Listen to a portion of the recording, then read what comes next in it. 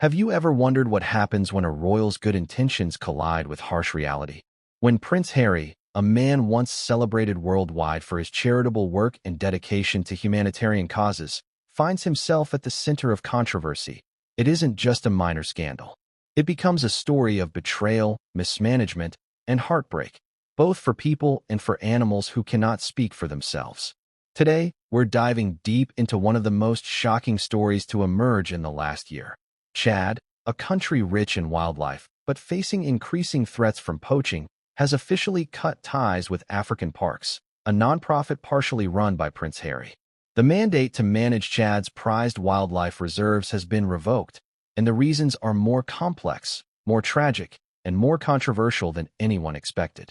Imagine this: a nation entrusts its wildlife, elephants, lions, and other endangered species, to an organization led by a member of the British royal family. There is excitement, optimism, a sense that finally, the animals will have a powerful advocate on their side. There is media coverage, lavish events, and images of Harry smiling with rangers, patrolling reserves, and lending the prestige of his title to a cause that matters. Headlines declare the prince a hero of conservation, a modern protector of African wildlife. And yet, behind the glitz and ceremonial photos lies a story of neglect. Before we continue, please hit the like button, subscribe to the channel, and turn on the notification bell for updates. It started slowly. Reports trickled in from the field.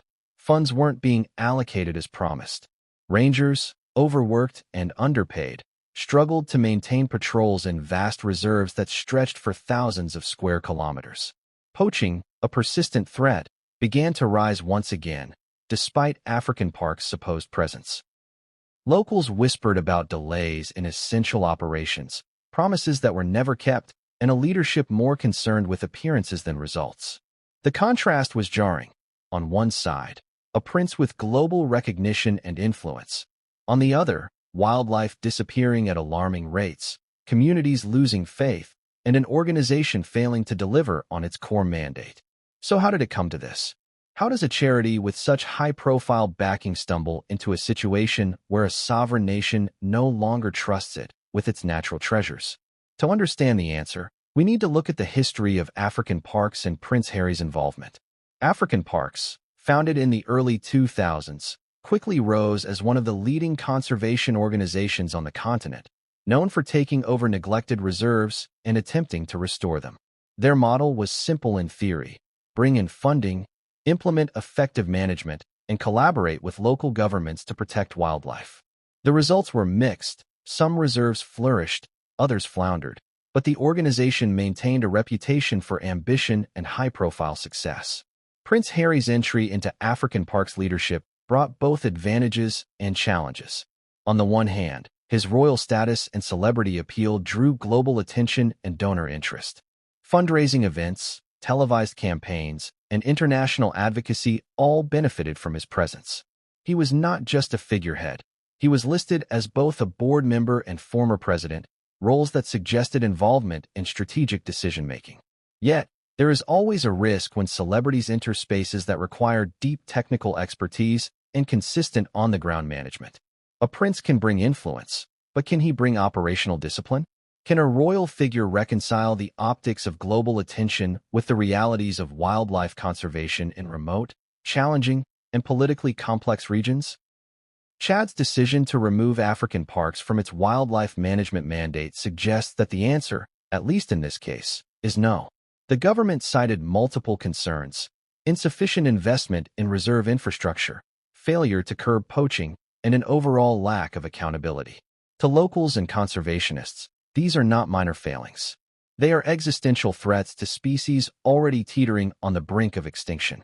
Imagine being a ranger in Chad, tasked with protecting elephants from poachers armed with guns and networks that stretch across borders. Now imagine your organization, led in part by one of the world's most famous royals, failing to supply you with the resources you need to do your job. The sense of frustration, betrayal, and helplessness would be enormous. What makes this story even more compelling, and indeed shocking, is the contrast between perception and reality. From London to Los Angeles, media outlets praised Prince Harry's involvement with African Parks, highlighting his commitment to environmental causes and the growing list of accolades for his work. But behind closed doors, the narrative was drastically different. Rangers spoke of meetings that were scheduled but never held, equipment that was promised but never delivered, and strategic plans that existed only on paper. Animals were being lost at rates that should have triggered immediate action.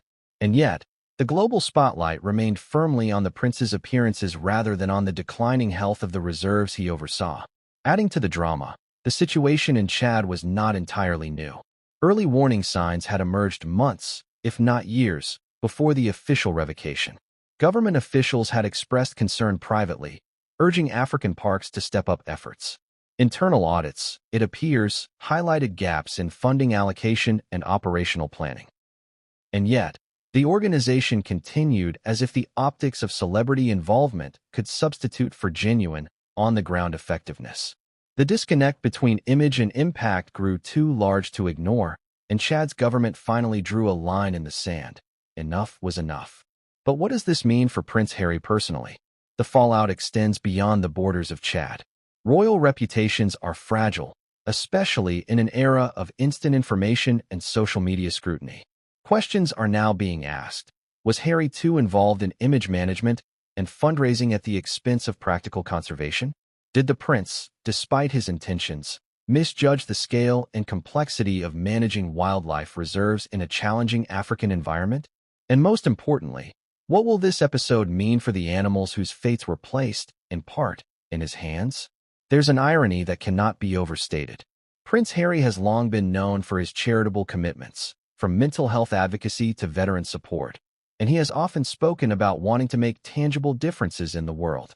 Here, however, a misstep, or perhaps a misalignment of priorities, has led to a situation where the very individuals and creatures he sought to protect now face heightened risk. There is drama in the contrast. A prince celebrated for compassion, yet confronted with the reality of an organization failing under his leadership. There is tension between the narrative that the public wants to believe and the unfolding reality in Chad. And yet, this story is not just about Prince Harry. It is also about the complex ecosystem of wildlife conservation in Africa, where governments, NGOs, international donors, and local communities all intersect. It is about accountability in high-profile organizations. It is about the consequences of neglect, mismanagement, and over-reliance on celebrity influence. And it is about the delicate balance between intention and execution, between image and substance. Every player in this drama bears responsibility, and every decision has consequences that ripple far beyond the boardroom or the palace. As we journey through this story, we will examine first-hand accounts, leaked reports, and insider testimonies that reveal the full extent of the challenges and controversies surrounding African parks in Chad. We will follow the timeline of events, from initial warnings to the dramatic revocation of the mandate, exploring what went wrong and why it mattered so profoundly. We will also reflect on the broader implications for global conservation efforts, the role of celebrity advocacy, and the harsh lessons that come when good intentions collide with reality. But perhaps most importantly, we will confront the human and emotional costs of this failure. We will hear about the rangers on the front lines, risking life and limb to protect wildlife. We will hear about local communities who depend on the reserves for tourism, employment, and cultural heritage. And we will confront the uncomfortable truth that a prince's fame and goodwill, no matter how well-intentioned, cannot substitute for consistent, accountable action on the ground. By the end of this story, you will see why Chad's decision is far more than a bureaucratic move. It is a wake-up call to all those who believe that celebrity influence alone can drive meaningful change. It is a stark reminder that responsibility, accountability, and execution matter as much as intention. And it is a tale that will leave you questioning not just the management of African parks, but the very nature of charitable work in high-profile settings. So, what really triggered Chad's government to pull the plug on African parks? What evidence exists that mismanagement occurred? And most importantly, what does this mean for the future of wildlife conservation in one of Africa's most biodiverse countries? The answers are not simple. They involve politics, human error, celebrity involvement, and the often overlooked struggles of those on the ground, battling daily to save the animals that cannot advocate for themselves. Stay with me, because what comes next will take you behind the headlines, into the heart of Chad's reserves, and reveal a series of shocking decisions, failures, and revelations that no one saw coming. From the boardrooms of African parks to the patrols in the bush, from Prince Harry's intentions to the reality on the ground, this is a story of ambition, missteps, and consequences. And what comes next will change everything, and no one saw it coming. From the moment African Parks was founded in 2000, it was designed to be different. Unlike traditional conservation organizations, which often focused solely on fundraising or advocacy, African Parks promised action. They would take over neglected wildlife reserves across the continent and manage them directly, bringing in funding, expertise, and structure where governments or local authorities could not.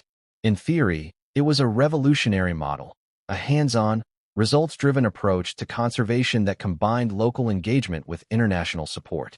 The early years were challenging, but African Parks managed to build a reputation for turning failing reserves into success stories. In some locations, populations of elephants and rhinos rebounded, poaching rates fell, and reserves became models of sustainable wildlife management.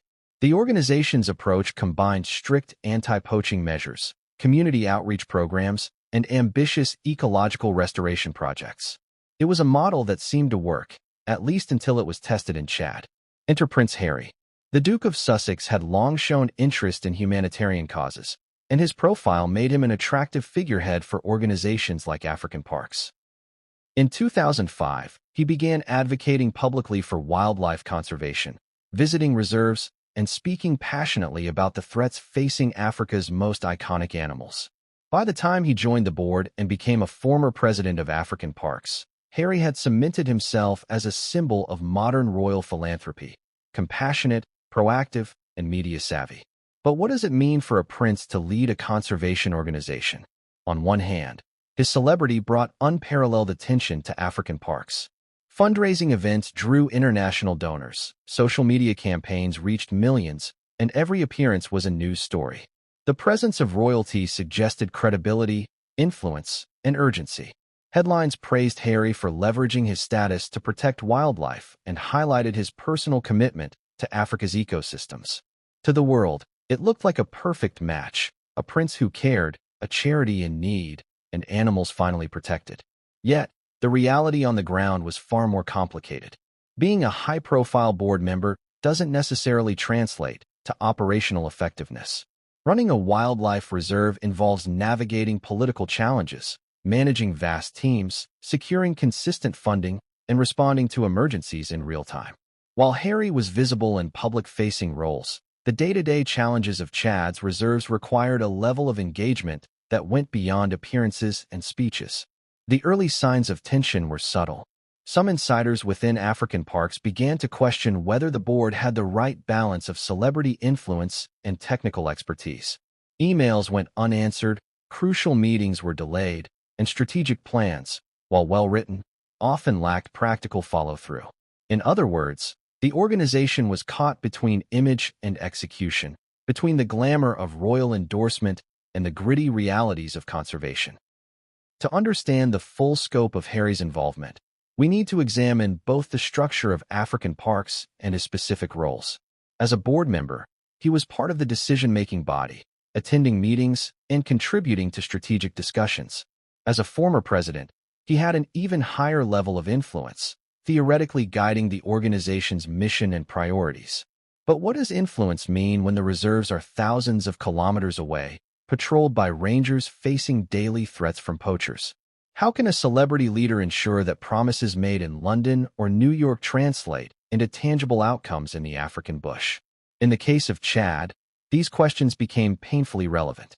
The reserves under African Parks management were vast, covering hundreds of thousands of hectares.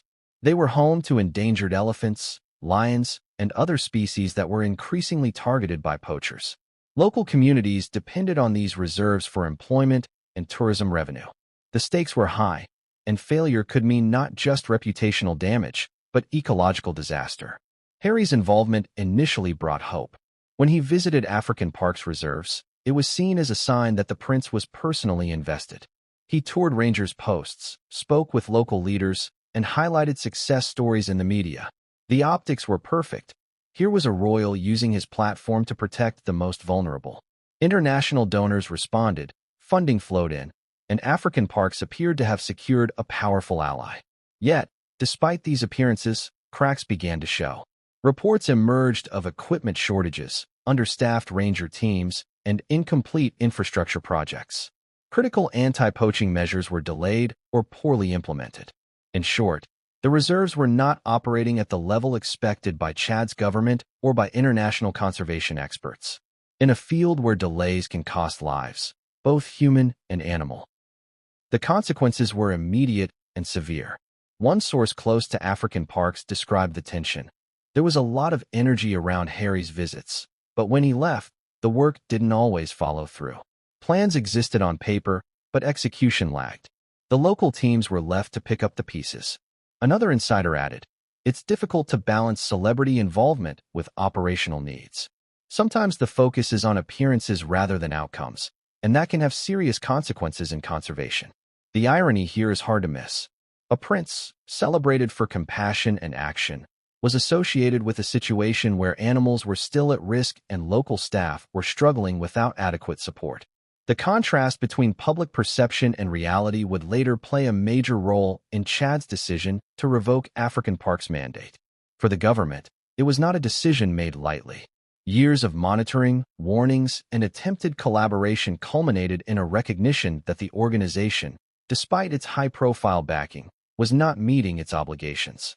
At the same time, Harry's presence at African parks brought undeniable benefits. International media coverage, donor engagement, and public interest in conservation were all amplified by his involvement. The challenge, however, was translating visibility into tangible, operational success on the ground. The stakes were particularly high in Chad, where poaching was an ongoing crisis and reserves required consistent investment and management. Without that, even the best-intentioned celebrity endorsement could not compensate for systemic shortcomings. The tension between image and impact highlights a broader issue in high-profile philanthropy. Celebrities and royals can bring attention and funding to important causes, but sustainable change requires more than star power. It requires local knowledge, consistent management, accountability, and the ability to respond rapidly to crises. When any of these elements are missing, the consequences can be disastrous. In Chad, those consequences manifested in the form of rising poaching rates, frustrated rangers, and a government losing patience with an organization it once welcomed wholeheartedly. As we look deeper into this story, it's crucial to understand that Prince Harry did not act alone. African Parks is a large organization with multiple board members, executives, and operational staff. Decisions are complex, and accountability is shared. However, the public narrative often focuses on the most visible figure, in this case, the prince. And in this instance, visibility made him a focal point for criticism when the government of Chad acted decisively to protect its wildlife. The contrast is striking. On one side, global audiences see a prince dedicated to noble causes. On the other, government officials, rangers, and local communities see an organization failing to deliver results. The disconnect between perception and reality sets the stage for the dramatic unraveling that follows. It also raises important questions about the role of celebrity leadership in critical areas like wildlife conservation. How much influence is too much? And at what point does visibility become a liability rather than an asset? And yet, even as we explore these failures, it's important to acknowledge the nuance. Prince Harry's involvement brought undeniable benefits. Awareness of conservation issues increased, funding for certain initiatives grew, and the profile of African parks soared in international circles. These are not insignificant achievements. The challenge lies in aligning fame and influence with consistent, effective action, a challenge that African parks, in Chad, ultimately struggled to meet. The story of Prince Harry and African parks is more than a tale of celebrity philanthropy gone wrong. It is a story about the complexity of conservation in Africa, where governments, NGOs, donors, and communities must work in concert to protect some of the planet's most vulnerable species. It is about the dangers of over-reliance on high-profile figures and the consequences when operational realities do not meet expectations. And it is about the humans and animals on the front lines, whose lives and survival depend on effective, accountable leadership. By the time Chad formally revoked African Park's mandate, the situation had reached a breaking point. What started as an ambitious partnership, fueled by optimism and royal involvement, had ended in disappointment, criticism, and questions about accountability. The government's decision was not just a bureaucratic adjustment. It was a dramatic statement that even celebrity influence has limits, and that real-world outcomes matter above all else. But the story doesn't end there. There are unanswered questions, untold details, and dramatic twists still to come. What role did mismanagement, internal conflicts, and strategic missteps play in the failure of African Parks reserves? How did local communities experience the consequences of these failures? And how would this episode impact Prince Harry's reputation, both as a royal and as a philanthropist? The answers lie in the complex web of events that followed, in the detailed reports from Chad, in the accounts of rangers and officials, and in the internal workings of African Parks itself. The story of Prince Harry's involvement with African Parks is only beginning to unfold, and what comes next will reveal failures, ironies, and consequences that no one could have predicted. Stay with me, because what comes next will take us directly into Chad's wildlife reserves, exploring the challenges, controversies, and emotional stories that led to one of the most dramatic decisions in recent conservation history. From ambitious plans to alarming failures, from royal advocacy to government action, the next chapter will uncover the full scope of this complex and shocking story. And what comes next will change everything, and no one saw it coming. Chad is a country of contrasts. Vast deserts stretch across the north, but in the south, pockets of lush wilderness shelter some of Africa's most spectacular wildlife. Elephants, lions, cheetahs, giraffes, and a staggering diversity of birds roam the national parks and reserves that the landscape. For decades, these reserves have been more than just havens for animals. They are lifelines for local communities, sources of pride for the government, and jewels in the crown of global conservation efforts. And yet, despite their beauty, these reserves face relentless threats: poaching, climate change, political instability, and, as it turns out, mismanagement by organizations tasked with protecting them. At the center of this drama is Zekuma National Park, one of Chad's largest and most iconic reserves. Spanning over 3,000 square kilometers, Zekuma is home to one of the last remaining herds of elephants in the region, alongside lions, buffalo, hippos, and countless other species. The park has been celebrated as a conservation success story at times, particularly after decades of dedicated work by rangers and conservationists. In the early 2000s, reports suggested that poaching had reduced significantly, thanks to effective anti-poaching measures and international support. Zekuma became a symbol of hope, not just for wildlife in Chad, but for Africa as a whole. And yet, the success has always been fragile. Elephants in Chad are under constant threat from poachers seeking ivory, and lions are increasingly targeted for trophies and local bushmeat markets. Rangers face life-threatening conditions, harsh terrain, armed poachers, limited supplies, and sometimes political obstacles. Maintaining a reserve like Zekuma is an ongoing battle, requiring constant vigilance, adequate funding, and sophisticated planning. Any lapse, no matter how small, can have catastrophic consequences. It is against this backdrop that African Parks assumed its mandate to manage Chad's reserves. When the organization took control, there was optimism. International donors were encouraged by the involvement of Prince Harry, whose presence added weight to the mission. Press releases highlighted new initiatives, infrastructure upgrades, anti-poaching programs, ranger training, and community outreach efforts. The public narrative suggested that Zekuma and other reserves were entering a golden era, with a prince personally invested in their protection. But the reality on the ground told a different story. Reports from rangers, local officials, and community members indicated that critical initiatives were either delayed or inconsistently implemented. Patrols were not fully staffed, equipment was lacking or outdated, and promised funding sometimes failed to materialize. Poachers, emboldened by the gaps in protection, began to exploit vulnerabilities. While the media focused on royal visits and high-profile fundraising events, The rangers in Chad were left facing daily crises without adequate resources or support. Consider the case of the elephant population in Zakoma. In 2015, the park's herd numbered around 450. By 2023, despite reports of new protection measures, poaching incidents were increasing, and the herd's numbers had plateaued rather than growing.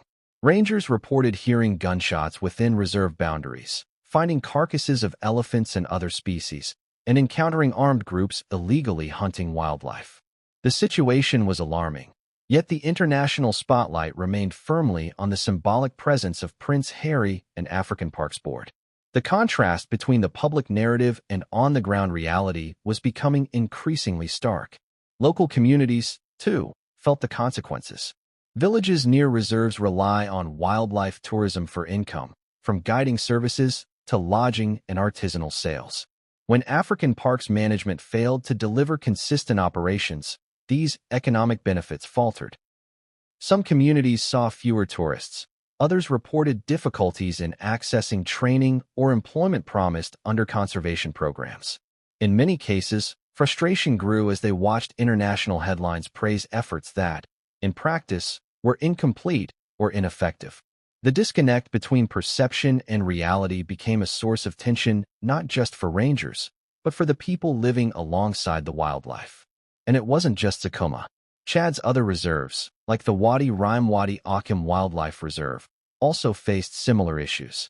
These reserves are crucial for species migration, breeding, and maintaining ecological balance. Yet, even with African Parks involvement, reports indicated logistical delays, insufficient staffing, and inadequate anti-poaching infrastructure. Rangers faced daily threats, sometimes without reliable communication, transportation, or weapons to defend the wildlife they were sworn to protect. Meanwhile, media outlets highlighted the prince's involvement, emphasizing his dedication rather than the operational gaps that endangered animals and staff alike. The irony is profound. Here was a prince celebrated worldwide for championing causes that protect the vulnerable, yet the very wildlife he publicly advocated for remained at risk. The contrast became even more dramatic when Chad's government began observing rising poaching incidents and evaluating African Parks' performance. Officials noted that while international donations were flowing and media attention was high, the tangible improvements in reserves were insufficient. For the first time, doubts began to surface about whether celebrity involvement could substitute for sustained technical management. These doubts were compounded by internal reports. Leaks from within African Parks indicated delays in procurement, miscommunication between board members and field staff, and inconsistencies in implementing anti-poaching strategies. Emails revealed that senior staff had repeatedly requested additional funding or equipment, but bureaucratic delays and an emphasis on optics slowed response times. On paper, African Parks appeared proactive. In reality, critical gaps persisted. The stakes could not have been higher.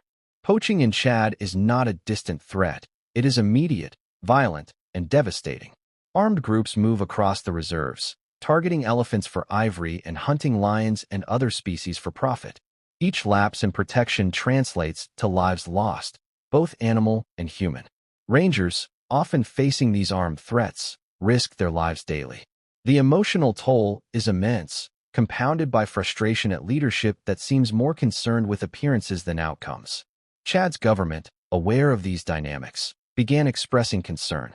Officials met with African Parks leadership multiple times, emphasizing the need for improved protection, increased ranger support, and faster implementation of conservation programs. For a time, there was cautious optimism that changes could be made. But as months passed and poaching continued unabated, patience waned. The government began preparing to take decisive action, signaling that African Parks Management would no longer be tolerated if results did not improve. At the same time, the global public remained largely unaware of the depth of these issues. Media coverage focused on Prince Harry's involvement, high-profile visits, and fundraising successes. This emphasis on celebrity narratives created a dangerous illusion that visibility and attention equaled success. Behind the headlines, rangers and local communities continued to struggle, wildlife populations faced mounting threats, and critical infrastructure remained incomplete. The disconnect between perception and reality set the stage for the dramatic events that would soon unfold. But even amid the challenges, there were moments of hope. Rangers demonstrated remarkable dedication, often improvising with limited resources to protect endangered species. Local communities continued to support conservation efforts, recognizing the long-term value of preserving Chad's natural heritage. These individuals, operating in harsh and sometimes life-threatening conditions, were the true guardians of Chad's wildlife, often working unnoticed while international attention focused elsewhere. The tension between celebrity involvement and on-the-ground reality, between hope and neglect, reached its breaking point when Chad officially decided to revoke African Park's mandate. This was not a decision made lightly. It reflected months, if not years, of observation, concern, and ultimately frustration with an organization that had failed to meet its obligations. The government's move sent shockwaves across the conservation community and generated intense media scrutiny, not least because of Prince Harry's prominent association with African parks. The story of Chad's wildlife reserves is, in many ways, a story of contrasts. Extraordinary natural beauty and devastating threats, celebrity influence and operational failure, hope and disappointment. It illustrates the complex challenges of wildlife conservation in Africa, where governments, NGOs, and local communities must work together to protect species that cannot protect themselves. It also highlights the limitations of celebrity philanthropy, particularly when visibility and influence are mistaken for tangible results. As we move into the next chapter, we will examine the specific accusations leveled against African parks: neglect, underinvestment, and failure to stop poaching. We will explore the evidence behind Chad's decision, the experiences of rangers and local communities, and the moments where operational failures directly threatened wildlife survival. The drama is only intensifying, and the full extent of the controversy is about to be revealed. And what comes next will change everything, and no one saw it coming. The moment Chad's government began formally questioning African parks management, the story took a dramatic turn. What had once been optimism and goodwill turned into scrutiny, criticism, and growing concern.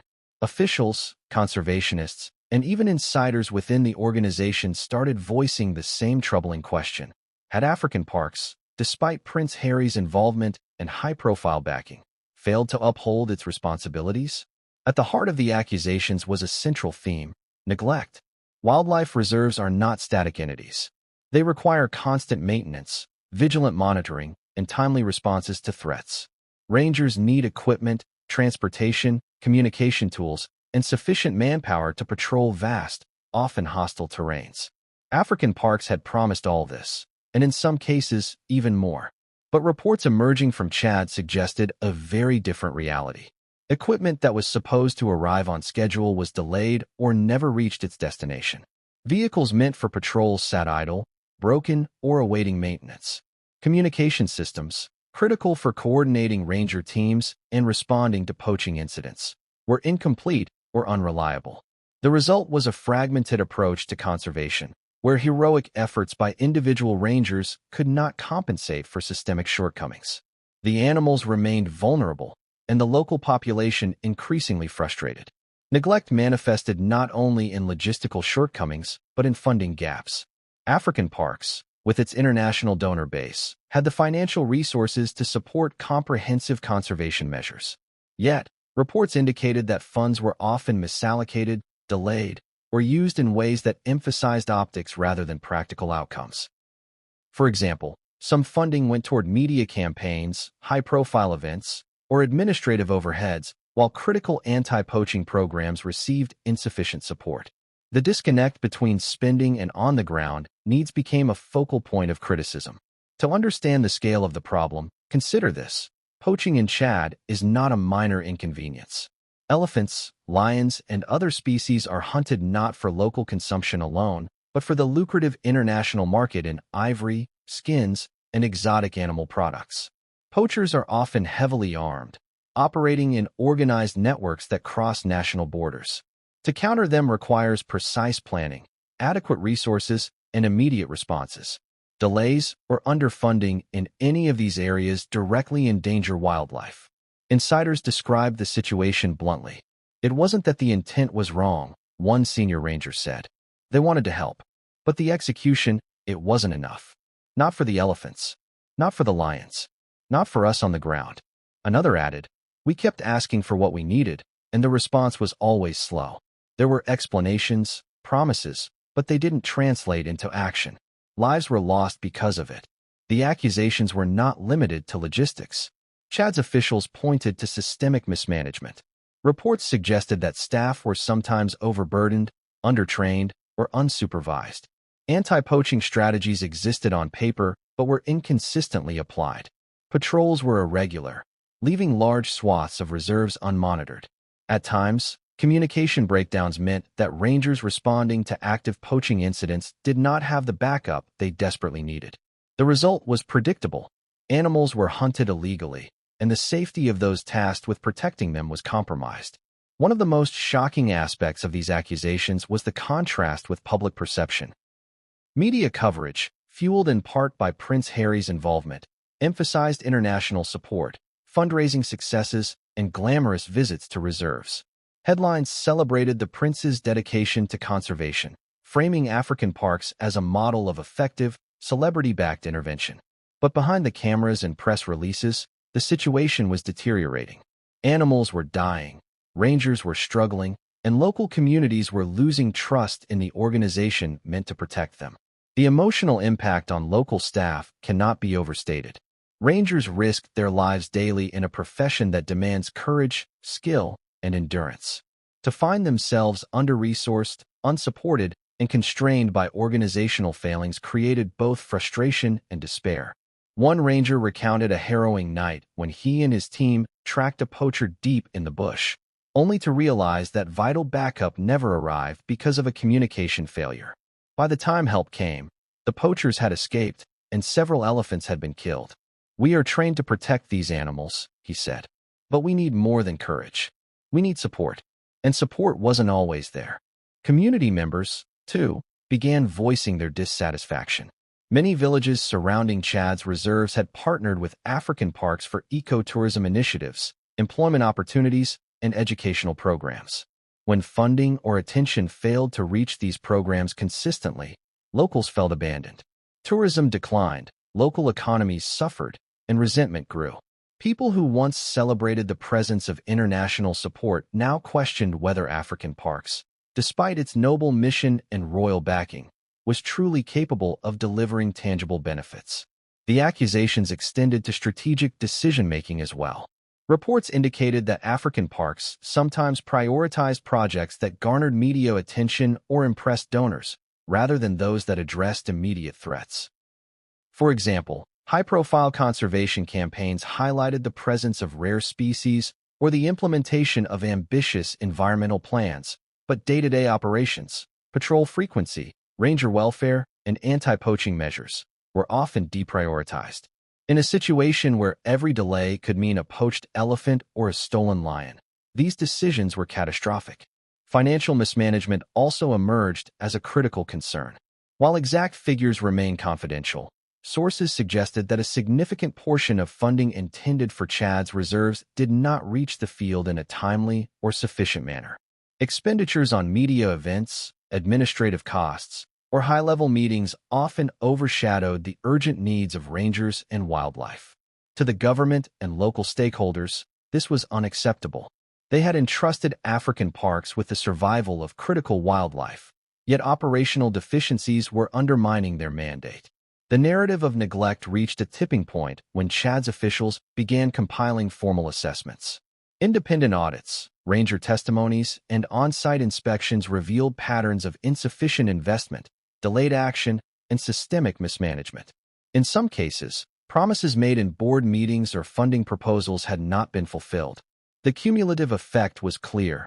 African parks, despite the prince's involvement and international prestige, was failing to meet the expectations required for effective wildlife conservation. Public perception, meanwhile, remained somewhat insulated from these realities. International audiences, guided by media coverage and royal appearances, continued to view Prince Harry as a dedicated advocate for wildlife. This mismatch between image and reality created tension, both locally and internationally. Conservationists and journalists began to question whether celebrity-backed initiatives could truly be effective in complex operational environments, or whether visibility and prestige were being mistaken for tangible results. The situation was further complicated by African Park's own internal dynamics. Board members, including Harry, were involved in strategic oversight, fundraising, and public relations, but the operational chain, from executive leadership to field staff, appeared strained. Emails, internal reports, and insider testimonies revealed delays in decision-making, miscommunication, and occasional prioritization of external perception over internal efficacy. For rangers and government officials on the ground, these dynamics translated into frustration, risk, and a sense of betrayal. Ultimately, the accusations against African parks were both operational and ethical. Operational, because critical functions, patrols, anti-poaching strategies, equipment, and ranger welfare were inconsistently implemented. Ethical, because the organization's failures directly endangered both animals and people, despite substantial funding and international support. In the eyes of Chad's government, this dual failure made it impossible to continue relying on African parks as the steward of its wildlife reserves. By the time the decision to revoke the mandate was formalized, months of warnings, assessments, and attempts at correction had been exhausted. Chad's government issued its formal statement. African parks had failed to adequately invest in its reserves and to prevent poaching, compromising both wildlife and human safety. The statement marked a dramatic end to what had once been a celebrated partnership and set the stage for international scrutiny of both African parks and Prince Harry's involvement. The implications were enormous. Not only did the revocation threaten the animals and communities under African parks' care, but it also cast a shadow over the prince's reputation as a philanthropist and conservationist. The public, accustomed to narratives of royal goodwill and celebrity advocacy, faced a starkly different reality. Good intentions, no matter how high-profile, could fail if execution fell short. As we move into the next chapter, the story becomes even more compelling. The human and ecological costs of these failures come into sharp focus as we explore the rise of poaching, the struggles of rangers, and the challenges faced by local communities. The narrative moves from abstract accusations to tangible consequences, highlighting the stakes and emotional weight of the decisions made, or not made, by African parks. And what comes next will change everything, and no one saw it coming. Poaching in Chad has never been a distant or abstract threat. It is immediate, violent, and relentless. Armed groups traverse the vast landscapes of national parks, targeting elephants for ivory, lions for trophies, and other species for bushmeat or commercial sale. For the rangers tasked with defending these animals, every day is a battle for survival, not only for themselves, but for the creatures in their care. And as African parks struggled to deliver consistent support and investment, the situation spiraled dangerously out of control. To truly grasp the severity of the problem, one must understand the scale of Chad's wildlife reserves. Zakoma National Park alone covers over 3,000 square kilometers. Rangers are responsible for patrolling this massive territory, often on foot, in vehicles that are outdated or broken, with minimal communication equipment. Every patrol is a calculated risk. Poachers are often heavily armed, organized into networks that cross national borders, and willing to confront rangers with lethal force. In this environment, gaps in management are not minor. They can mean the difference between life and death for both humans and animals. Reports indicate that poaching incidents were increasing in Chad during the period African parks held its mandate. Elephants, the crown jewels of the reserves, were particularly affected. Despite international attention and funding raised through high-profile campaigns, poachers found opportunities in the inconsistencies of park protection. Rangers recounted stories of arriving too late at the scene of illegal hunting, or of finding carcasses of elephants that had been killed while backup or necessary equipment was delayed. Each incident was a devastating blow to conservation efforts and a sobering reminder of the stakes involved. The human cost of these lapses cannot be overstated. Rangers operate under extreme conditions, facing not only poachers but also harsh climates, long distances, and limited supplies. They are often the first line of defense, confronting danger daily while trying to enforce laws in a context of resource scarcity. Some have been injured, others killed, as they patrol without the proper equipment, support, or backup that an effective management organization should provide. The emotional toll is immense. Frustration, fear, and despair compound the already difficult work, leaving rangers feeling unsupported by those who manage the reserves from afar. Local communities are caught in the middle. Many villages near Chad's reserves depend on wildlife tourism for their livelihoods. Guides, artisans, lodge operators, and service providers all rely on visitors drawn by the chance to see elephants, lions, and other iconic species in their natural habitat. When poaching reduces wildlife populations, tourism declines, and local economies suffer. Communities who once partnered willingly with African parks found themselves frustrated, questioning the organization's competence and commitment. Some even accused the charity of prioritizing international visibility over tangible local benefits. The irony of this situation is stark. On one hand, the world sees Prince Harry's involvement as a guarantee of success, a royal advocate for wildlife, attending events, drawing attention, and raising funds. On the other hand, the reality on the ground tells a different story. Animals being killed, rangers struggling to protect them, and local communities losing trust. The disconnect between perception and reality became a central point in Chad's decision to revoke African Park's mandate. It was no longer a matter of minor mismanagement. It had become a crisis. Insiders within African parks described a troubling pattern. While the organization maintained strategic plans and reports, execution often lagged. Equipment promised to rangers was delayed, patrol schedules were inconsistent, and essential anti-poaching measures were sometimes deprioritized in favor of fundraising or media-focused activities. In essence, the structure existed, but the operational muscle required to implement it effectively was missing. In a country like Chad, where poachers are sophisticated and determined, such lapses are catastrophic. The scale of the problem can be illustrated with specific examples. In one case, a team of rangers tracked a group of poachers deep in the bush, only to find that backup had not arrived because of broken communication lines. By the time help came, the poachers had escaped, and several elephants had been killed. The rangers were left frustrated, angry, and disillusioned.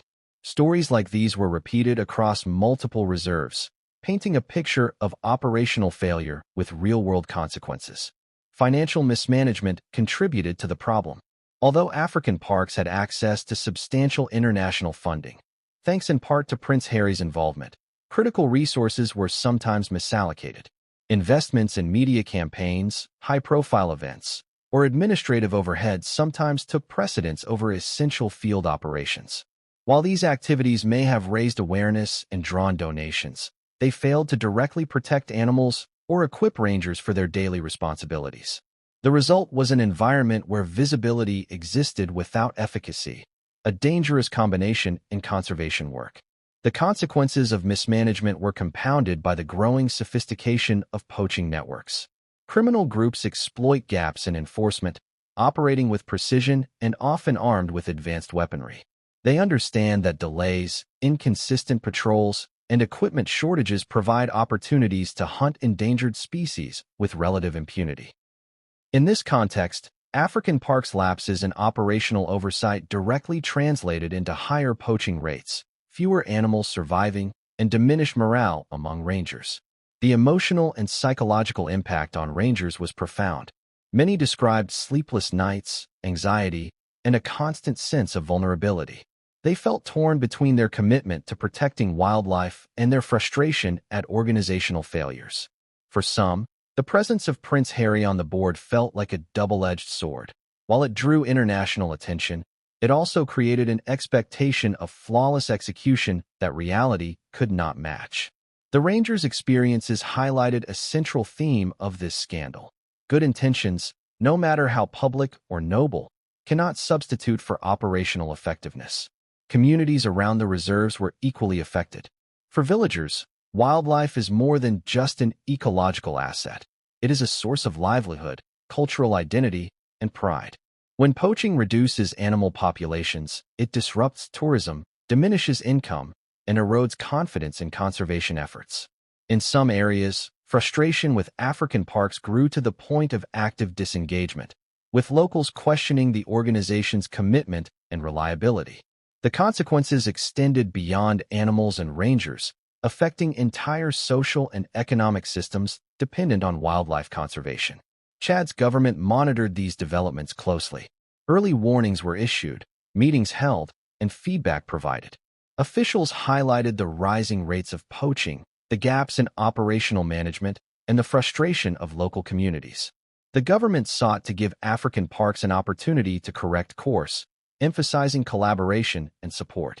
Yet, despite repeated interventions, tangible improvements remained insufficient. The combination of persistent poaching, inadequate resource allocation, and operational delays left the government with little choice but to take decisive action. The narrative was clear: African parks, despite its international prestige and royal involvement, was failing to protect Chad's most valuable natural resources. Poachers were winning battles, rangers were struggling, and communities were losing faith. The disconnect between celebrity-driven perception and operational reality had reached a tipping point. In examining this chapter of the story, several critical themes emerge. First, the human cost of neglect is real and measurable. Rangers risking their lives without proper equipment, and local communities losing income and trust. Second, the ecological consequences are profound. Elephants, lions, and other species facing increased mortality due to inadequate protection. Third, the organizational failure highlights the limitations of celebrity involvement in high-stakes, complex operations. Visibility and prestige alone cannot substitute for rigorous management, timely execution, and accountability on the ground. Chad's decision to revoke African Parks' mandate was not taken lightly. It reflected months of observation, repeated warnings, and mounting evidence of operational failure. For the government, this was a matter of survival, for both wildlife and the people depending on it. It was a statement that fame, royal endorsement, and international attention are meaningless without real-world results. As we move into the next chapter, the story sharpens even further. We will examine the personal stories of rangers and local conservationists who faced poachers on the front lines, the dramatic incidents that underscored operational failures, and the growing sense of urgency that ultimately led Chad to act decisively. The stakes are now personal, tangible, and immediate. And what comes next will change everything, and no one saw it coming. Behind the scenes of any large organization, there is a web of relationships, tensions, and conflicting priorities. African Parks, despite its lofty mission and royal backing, was no exception. By the time Chad's government began expressing serious concern over reserve management, cracks in the organization's internal structure had begun to widen. What appeared to the public as a seamless partnership between an international conservation NGO and a royal advocate was, in reality, a tangled network of disagreements, miscommunications, and competing agendas. At the center of these internal conflicts were the board members and senior leadership. As with many organizations, decision-making in African parks was shared, yet responsibilities were distributed unevenly. Prince Harry, as a board member and former president, was a visible figurehead, a public advocate, and a facilitator of high-level fundraising. His presence brought prestige and media attention, but also created an expectation, internally and externally, that he would help drive results. Meanwhile, the executive team and operational staff were responsible for implementing strategies on the ground, managing ranger teams, and ensuring that resources reached the reserves efficiently. The challenge? Coordination and alignment were often lacking. Insiders describe board meetings marked by tension, where strategic priorities were debated but rarely fully resolved. Decisions about budget allocation, ranger staffing, and operational plans were sometimes delayed, postponed, or diluted by conflicting opinions. In some cases, members focused on high-visibility initiatives, media campaigns, gala events, or donor engagement, while essential on-the-ground requirements, such as maintenance of vehicles, equipment procurement, and emergency anti-poaching operations, were deprioritized. This disconnect created a gap between strategic intentions and operational reality. The presence of celebrity leadership amplified both visibility and pressure. While Prince Harry's involvement opened doors for funding and drew international attention, It also created high expectations that complicated internal dynamics. Some staff reported feeling that decisions were being made with optics in mind, rather than practical effectiveness.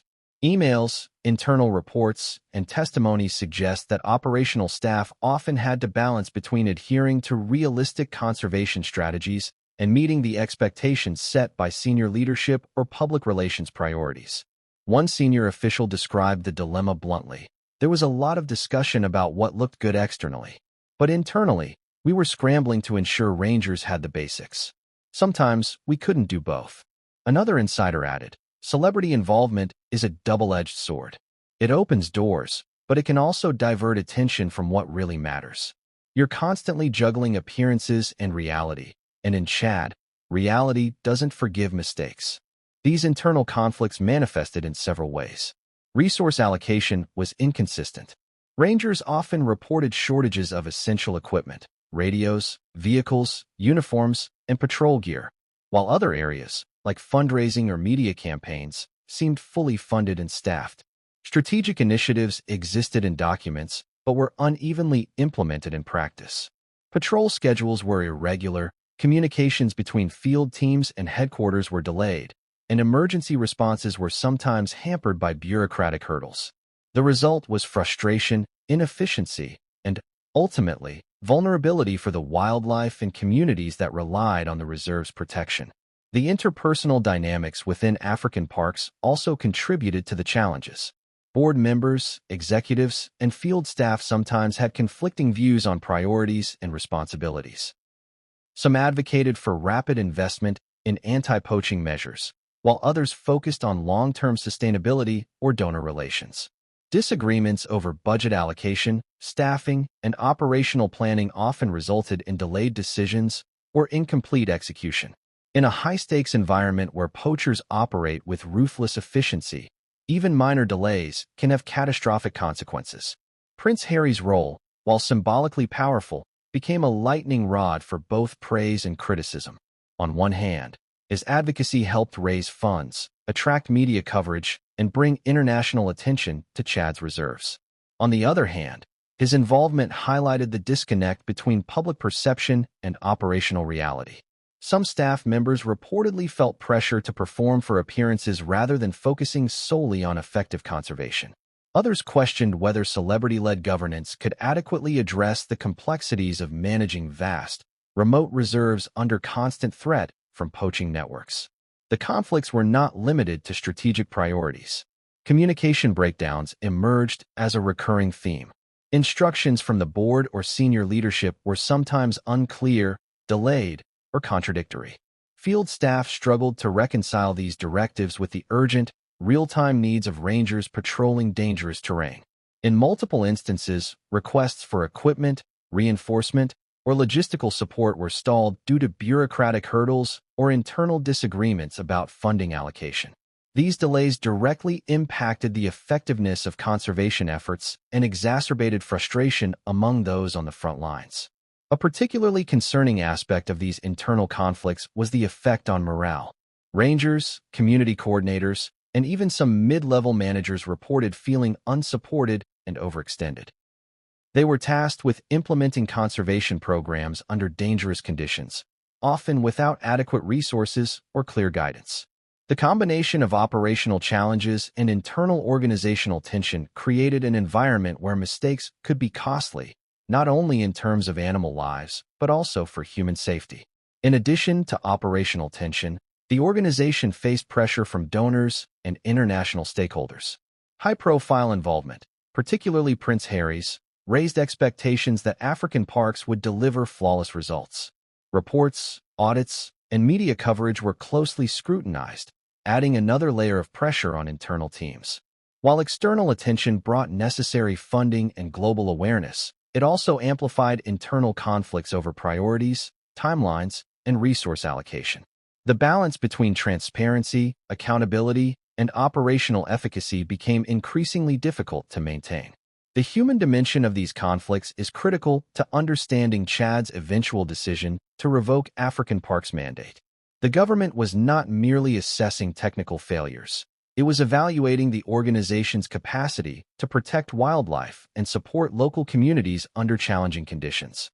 Internal disagreements, operational delays, and inconsistent resource allocation were visible to government observers, creating doubt about African Park's ability to fulfill its responsibilities effectively. The conflicts within the organization, while largely invisible to the global public, had direct consequences for both animals and humans on the ground. Another layer of complexity came from differing expectations between headquarters and field teams. Headquarters often prioritized long-term strategic planning, donor relations, and high-profile initiatives, while field teams needed immediate, practical solutions to daily threats. This divergence created friction as rangers and local coordinators felt their urgent needs were misunderstood or ignored. Internal memos revealed repeated requests for action on critical issues, equipment repairs, patrol reinforcements, and emergency response plans that were delayed or deprioritized in favor of externally visible projects. The cumulative effect of these internal conflicts was profound. Operational inefficiencies increased the vulnerability of wildlife, strained the capacity of rangers, and eroded the trust of local communities. Even with Prince Harry's advocacy and global attention, the organization struggled to maintain the high level of performance expected in Chad's reserves.